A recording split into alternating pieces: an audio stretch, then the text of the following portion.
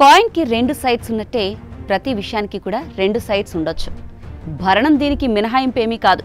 హింస కారణంగానో వేధింపుల కారణంగానో దంపతులు కలిసి ఉండడం చాలా సందర్భాల్లో సాధ్యం కాని రోజులివి. అలాంటి సమయంలో విడాకులు తీసుకోవాల్సిన పరిస్థితి ఏర్పడుతుంది. ఇలాంటి పరిస్థితి వచ్చినప్పుడు నిరాధార మహిళలకు, ముఖ్యంగా పిల్లలను కూడా పోషించుకోవాల్సిన బాధ్యత ఉన్నవారికి రోజు గడవడం చాలా పెద్ద సమస్య. అయితే ఇదంతా ఒక వెర్షన్ మాత్రమే.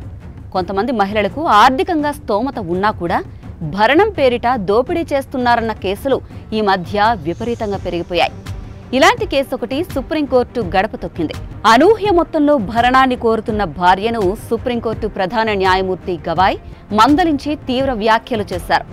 18 నెలల క్రితం వివాహమైన ఒక మహిళ భర్త నుంచి విడాకులకు 18 కోట్ల భరణం, ఒక ఇల్లు, ఒక BMW కారును కోరింది. ఈ కేసుపై బాంబే హైకోర్టు జారీ చేసిన ఆదేశాలు సవాల్ చేస్తూ భర్త దాఖలు చేసిన కేసును సుప్రీంకోర్టు విచారించింది. భార్య తీరును తీవ్రంగా తప్పుబట్టింది. నువ్వు బాగా చదువుకున్నావు, అంతగా కావాలి అనుకుంటే సొంతంగా సంపాదించి అనుభవించు, అంతేగాని అలాంటి డిమాండ్లు చేయడానికి ఇది మార్గం కాదు అని CJI చెప్పారు.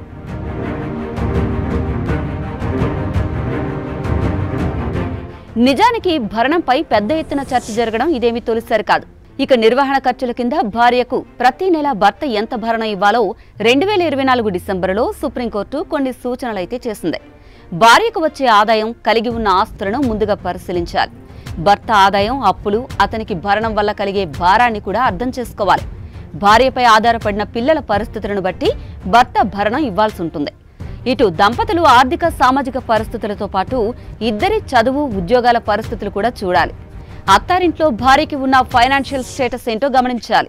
కుటుంబం కోసం భార్య ఉద్యోగాన్ని వదులుకుంటే ఆ త్యాగానికి ఉన్న విలువను లెక్కగట్టాలి. ఇలా వీటిని కన్సిడర్ చేసిన తర్వాతే తుది నిర్ణయం తీసుకోవాలని తేల్చి చెప్పింది. అయితే ఈ తీర్పు తర్వాత కూడా చాలా మంది మహిళలు భారీగా భరణం అడిగిన కేసులు రికార్డయ్యాయి. ఇలా కొంతమంది చేసే వాటి వల్ల అసలైన మహిళా బాధితులకు అన్యాయం జరుగుతుందనే విమర్శలు వస్తున్నాయి. మరోవైపు మహిళల వెర్షన్ కూడా తప్పక వినాల్సిందే.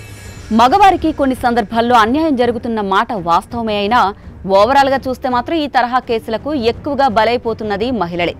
తమకు న్యాయబద్ధంగా రావాల్సిన భరణం కోసం మహిళలు న్యాయస్థానాలను ఆశ్రయించడం, అందుకోసం ఎన్నో ఇబ్బందులకు సిద్ధపడడం తప్పడం లేదు.